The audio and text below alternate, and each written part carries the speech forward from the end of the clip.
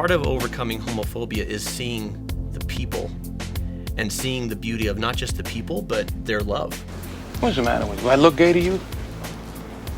Do I look gay to you? Even if it goes against your beliefs, how can I make room at the table to see this person as a person, to treat them with love and acceptance in their totality? And if I'm gonna hold to a traditional faith, how can I do that in a loving way and not a bigoted way? What you pray for. And if I am going to grow into something else or evolve into something else, what does that path look like?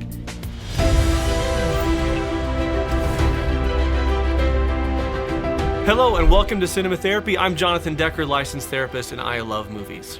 I am Alan Seawright, professional filmmaker, and I need therapy, like so many of us really do. It's really good for the soul. I agree.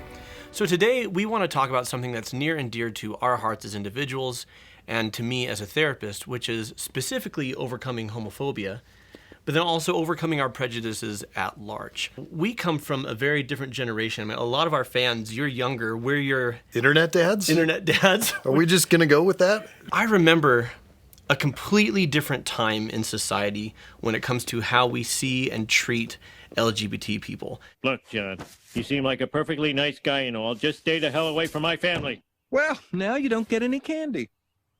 No, that's cruel. Take a teensy piece. Homophobia definitely still exists. There's still a problem with it, but we've come so far. But any way you choose to live your life is okay with me. Huh? He thinks you're gay. He thinks I'm gay?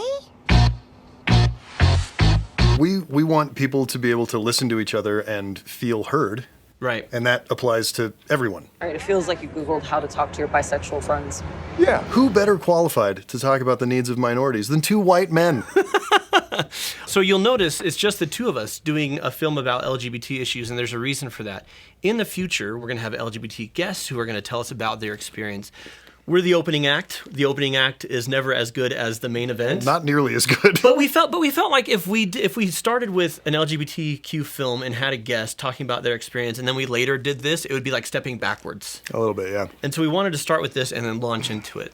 Where Philadelphia came in time and the story that it told, that is really when the conversation started changing. It's been almost 30 years since that film came out, and if you look at the progress in LGBT rights and just respect for the community. And do you, Kevin? Yes. And do you? Yes, we do. We're married. Dealing with homophobia and all of that stuff, this was the first major Hollywood studio film that dealt with that. Yeah. And I think it's a good place to start some of those With this issues. conversation, yeah. Thank you to our sponsor for this episode, BetterHelp. Indeed. We have been looking for a means to reach out and help more people because we don't do therapy on this show. We do not. We teach therapeutic principles, we teach things from psychology and family therapy, but actual therapy is personal. Right. I have an itemized list of why we're recommending BetterHelp. Ooh, do tell. Okay, here we go. So BetterHelp is going to assess your needs and match you with your own licensed professional therapist, and you can start communicating within 48 hours. You can log into your account anytime and send a message to your counselor. This is not a crisis line. It's not self-help. This is real professional therapy like you would get with Jono, just not with Jono because, again, there's a lot of you and only one of him. Sorry. There is a broad range of expertise in BetterHelp's 15,000 plus counselor network, which may not be locally available in many areas, and it's available for clients worldwide. BetterHelp is committed to making great therapeutic matches, so they make it actually really easy to find a therapist online that you really sync with, and it's easy to change therapists. Yeah, if it's you feel free like to you need change the therapist if you want to change. You're going to get timely and thoughtful responses, plus you can schedule weekly video or phone sessions, so you won't ever have to sit in some uncomfortable waiting room as with traditional therapy. It's also more affordable than traditional offline therapy, and they even have Financial aid. Yeah. if you need help. BetterHelp wants you to start living a happier life today. So visit betterhelp.com/cinema therapy and join over 1 million people who are taking charge of their mental health today. That's Better HELP, and we have a special offer for our Cinema Therapy viewers. Get 10% off your first month Nice. at betterhelp.com/cinema therapy. Click the link in our description today and get started with BetterHelp. So the setup for the film is Tom Hanks' character, Andy Beckett, prestigious lawyer, works at a prestigious law firm in the city of Philadelphia, is dying from AIDS, gets fired from his job. He contends that he was fired because he was a gay man who had AIDS. He hires Denzel, who's an ambulance chasing sort of Joe Miller. cheapo Joe Miller is lawyer. the character, yeah. Yeah, Joe Miller is the character to Represent him, yeah. represent him in his civil suit against his former employers. You want to sue Wyatt, Wheeler, Hellerman, Tetlow, and Brown? Correct. I'm seeking representation. Who are gross, homophobic, and bigoted. Didn't you have an obligation to tell your employer you had this dreaded, deadly, infectious disease? That's not the point.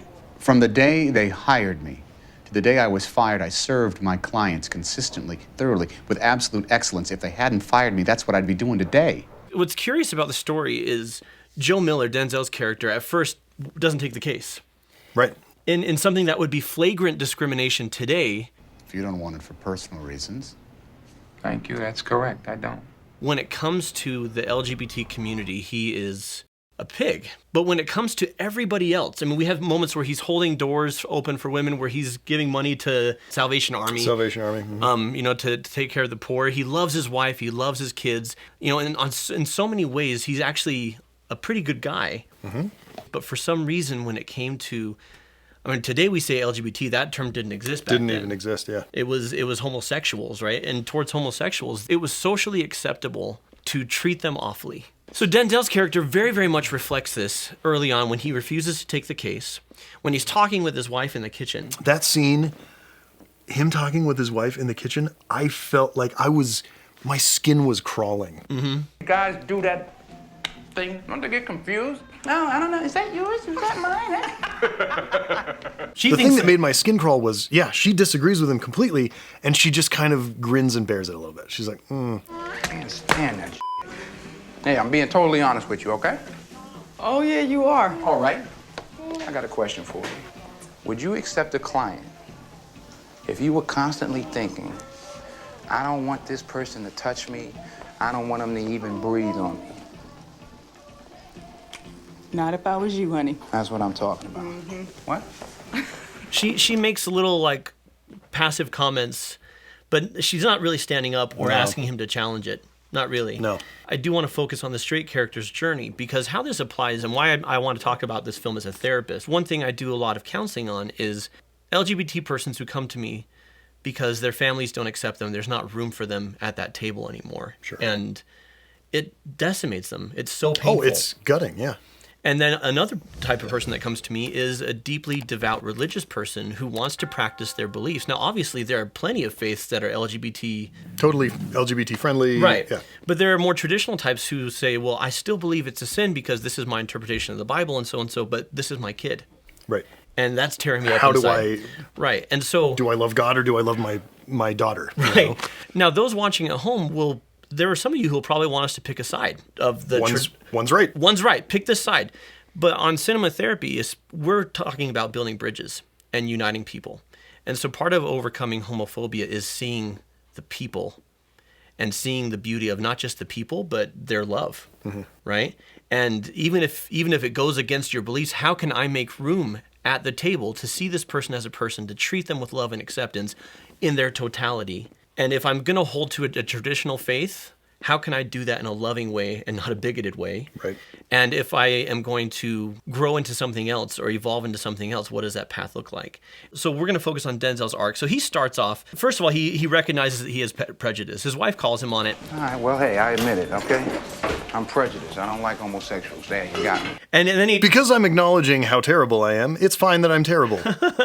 And on our Aragorn and Toxic Masculinity video, people were like, what does homophobia have to do with masculinity? It has nothing to do with actual healthy masculinity. Real masculinity, nothing at all. But when it comes to how men are socialized to be, I mean, his character illustrates this so perfectly when he's like... You know, I don't want to be in the bed with anybody who's stronger than me or that has more hair on their chest than I do. Now, you can call me old-fashioned, you can call me conservative.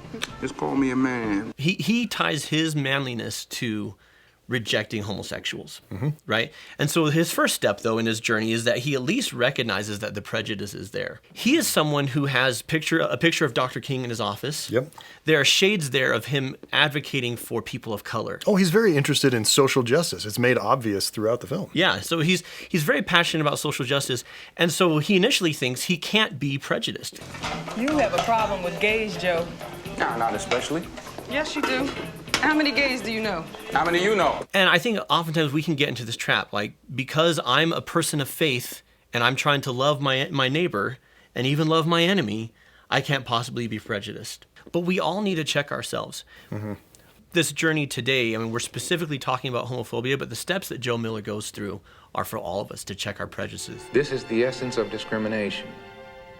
Formulating opinions about others not based on their individual merits, but rather on their membership in a group with assumed characteristics.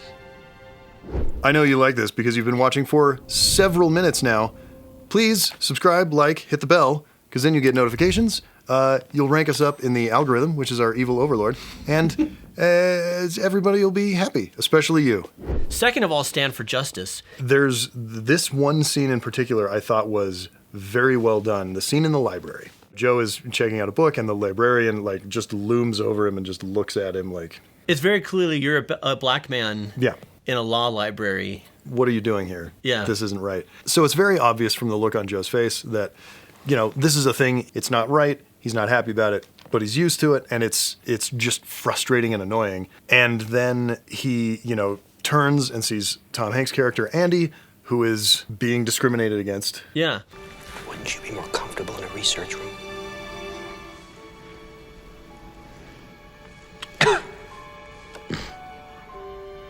No. Would it make you more comfortable? I mean, Andy's representing himself because no one wanted to take the case because he's gay. So he's studying discrimination law, and here comes the librarian and asks... Discriminating against him while he's studying discrimination law. The recognition is like slowly dawning on Denzel's character the entire time, but in that moment is when the switch flips and he's just like, okay, I have to do something about this. But then what happened is, for me, so Joe, where he really starts to shift is he seeks to understand. So Andy and his partner Miguel, who's played by Antonio Banderas, who's so great in this. So just charming and sweet and super young. Oh, you got a fever, baby. What a charming character. He was sensitive and kind and loving, but the fact is, like, and part of why this film is so important, the screenplay was good. The performances were phenomenal. Exceptionally good. Joe Miller goes to Andy's party because Andy is talking with his partner Miguel about, are you afraid we're running out of time? Well, I tell you what I'm going to do. I'm going to start planning my memorial service. Maybe you should think about it. No. Nope.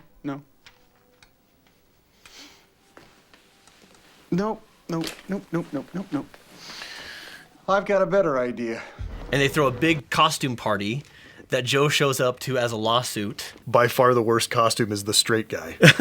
Everyone else had fantastic costumes. But he goes, and for the first time he sees Andy and Miguel together when Joe's dancing with his wife, and it's very tender and sweet with his wife, and he looks over and he sees Andy and Miguel. And for the very first time, this isn't some gross thing because to him it's about two men trying to have sex and just thinking that's really gross. Yeah. And he looks over and he just sees love. Yep. And you could tell he's like, he just sees two people who love each other. Yeah. And it's a paradigm shift. It's the beginning of a paradigm shift. It is. For Joe. My major paradigm shift on this is I was at a marriage and family therapy conference in Memphis. And I'm big on educating myself about perspectives that are different from my own. I like to go to seminars about things that aren't me. And this was a seminar on balancing faith with sexuality. It's people who were out and they were proud and they had loving relationships or they wanted to have loving relationships, but they also wanted to be people of faith. And I thought, well, there's a major blind spot for me. I'll go check that out. Yeah. And in 1 hour, just blew it all open. I just blew the whole thing wide open. Yeah. As they talked about, I am treated as if my love for the person that is my partner, is the person I want to spend my life with, is lesser and invalid. Yeah. I had to stare into my own prejudice. And it made me uncomfortable because I thought I was a very non-judgmental person. I didn't have a similar paradigm shifting moment.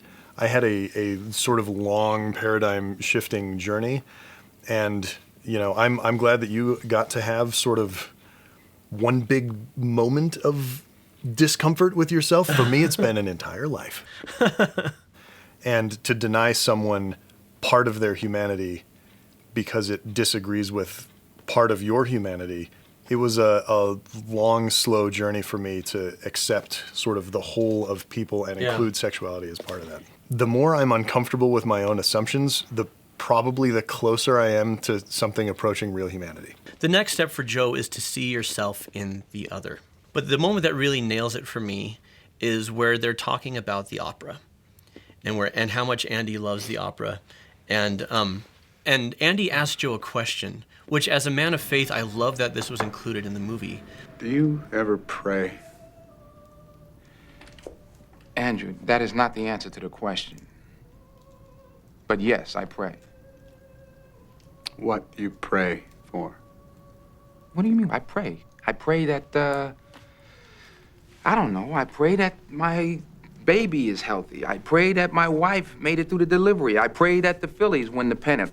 And Andy does something so profound to help Joe see that they are the same. And he gets to this moment where he says, you know, I am the God that takes heaven and brings it down to earth. And he says, I am love. What's so powerful about that to me, as Joe's watching Andy, and as he's listening to this, Joe is just transfixed. Yeah. And he sees for the first time Andy as someone who seeks the divine. Now, it's never said that Andy is a religious person or that he even believes in God. But for him, what is divine is love. Love brings heaven to earth. Yeah. And for Joe, it's never explicitly said that he's a Christian, but it's very much implied. It's very much implied that he's a Christian. And what is one of the core beliefs of Christianity is that God is love. God is love. And in this moment, they are the same. Yeah. It's honestly a little ham-fisted. It's a little bit in your face about stuff. But it's the first time that this had been done in the Hollywood studio system. It was important that somebody just put everything on the table. So I give it a pass for maybe not being the most subtle and brilliantly written screenplay ever. It's not the best LGBT film. It is it's a landmark one. It is a landmark. And that's important. The performances of Tom Hanks and Denzel Washington in that scene in particular are off the charts good. Like, Tom Hanks won the Oscar for Best Actor that year, and it is that one scene. That's what won him the Oscar. Is that scene. Next step is to practice compassion. I love how Joe, when he visits Andy in the hospital, how they share the lawyer joke, which is actually a really damn good lawyer joke. It's pretty good. What do you call 1,000 lawyers chained together at the bottom of the ocean? I don't know. A good start. And just the tenderness when Joe puts the oxygen mask back on Andy's face. The cutting, the shots, the composition of everything, the look on Denzel's face, and without him saying a word, getting the understanding that he's not helping a client, he is caring for his brother. Yeah, it's beautiful. That's well said. That's exactly what's going on. At the beginning of the film, he shook his hand, and then he finds out, oh, this is a gay man with AIDS, and he goes, oh, and he looks at his hand, and he wipes his hand off. Mm-hmm. And here at the end, he's just touching him as he's dying, you know.